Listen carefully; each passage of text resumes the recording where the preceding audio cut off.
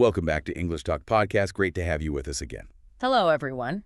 Today, we're diving into something really quite exciting, I think. The world of horse racing. Ah, yes, a sport with a lot of energy. And maybe some misconceptions, too. Exactly. And, before you tune out thinking it's all high society and big bets, stick with us. Because we're going to unpack what really makes it tick, the atmosphere, the incredible athletes, and why it might actually be, well, way more accessible and thrilling than you imagine. Definitely worth exploring beyond the stereotypes. So let's get right into it. Okay, picture this. You arrive at a racetrack. What hits you first? For me, it has to be the sheer atmosphere. Oh, absolutely. It's almost tangible, isn't it? It really is. You hear the pounding sound, don't you? The hooves on the dirt track. Yeah. It sort of vibrates through you. Yeah, that deep thudding sound. And then layered on top, you've got the announcer's voice, usually really fast, building the excitement. Right. Super fast. And the crowd noise. It swells and dips. There's this real tension in the air, especially just before they, dash past. That's a perfect description.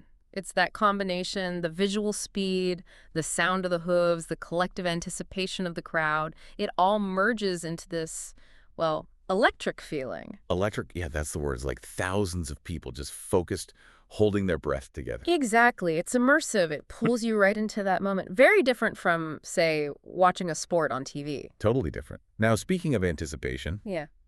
you can't really talk about horse racing without mentioning betting, can you? True. It's definitely part of the culture for many people. Yeah, and look, I'm not really a gambler myself, but I can see how placing a small bet, just a little something, Yeah. it must make it even more intense, right? Gives you a horse to root for. It absolutely does. Placing a bet just means risking a little money on which horse you think will win or maybe come second or third. And even if it's just a tiny amount, it instantly gives you a personal connection. You're not just watching horses run, you're watching your horse run. Yeah, you're invested. Exactly.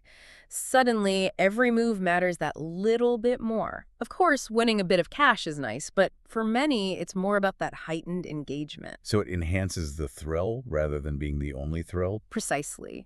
And you hear terms like odds. That's basically the calculated chance of a horse winning, which affects how much you'd win.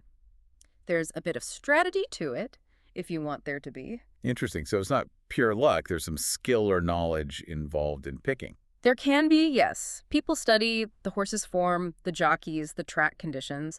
But honestly, even without placing a bet, the spectacle itself is thrilling. Okay, that's good to know. Yes. It's not all about the betting.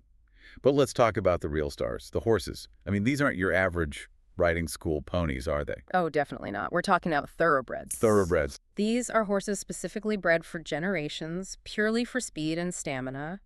They look different to lean, muscular, built for running. Like elite athletes. Exactly like elite athletes. They have incredible endurance, which is just that ability to keep going, to maintain speed over the race distance without tiring easily. It's vital. And they train constantly, I assume. Rigorously.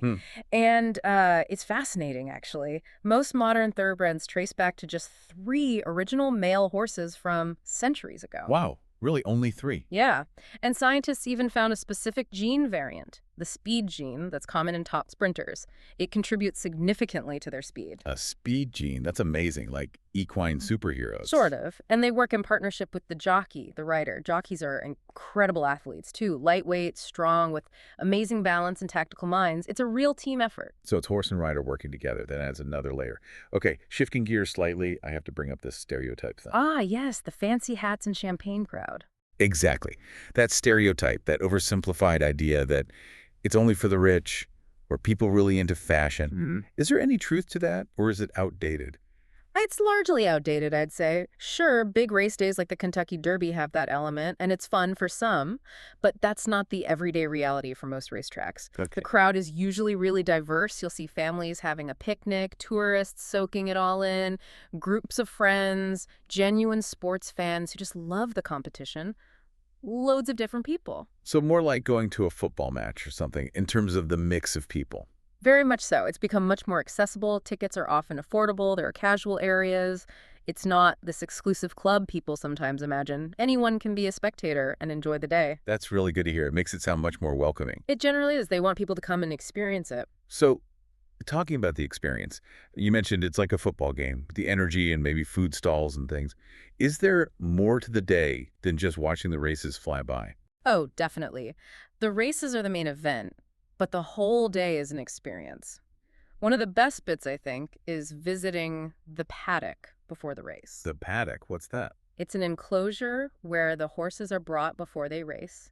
They walk them around, saddle them up, and you can often get quite close. Really? You can see them properly. Yeah, see these magnificent animals up close, observe their condition, their mood. Some people try to pick winners based on how they look in the paddock. It's a great chance to appreciate just how beautiful and powerful they are. I like the sound of that, seeing them before the action. And then around the racetrack itself, there's usually loads going on. Food, drinks, sometimes music.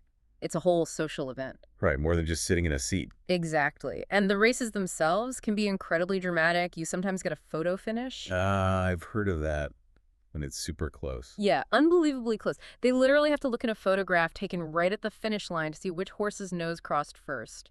Millimeters in it sometimes. Talk about tension. Wow, okay. Listening to all this, the atmosphere, the horses, the fact it's not just for posh people, the paddock. I'm really getting interested. Uh-oh. Sounds like you might be catching the racing fever. Racing fever, is that a thing? It's an idiom, yeah. It just means getting really caught up in the excitement and enthusiasm for horse racing. And honestly, it happens. I can see why. Once you experience that buzz, see the thoroughbreds in action, feel the crowd's energy, it can be pretty contagious. It changes your perspective. I bet it does. Okay, so let's just quickly recap our deep dive today on English Talk Podcast. We've talked about that amazing electric atmosphere at the track. Mm-hmm. The sounds, the energy. We touched on placing a bet and how it can boost the excitement, but isn't essential.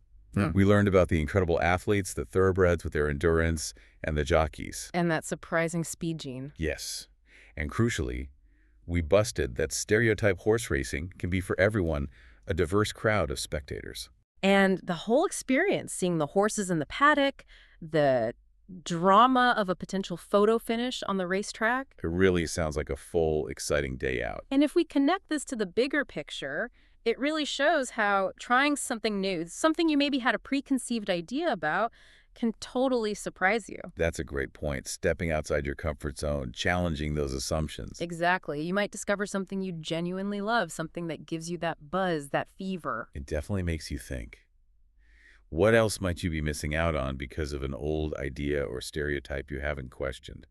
What other fever could you catch if you just gave it a go? Something to ponder. Indeed. Well, thank you so much for joining us for this deep dive today. We hope you enjoyed it and maybe feel inspired to explore something new.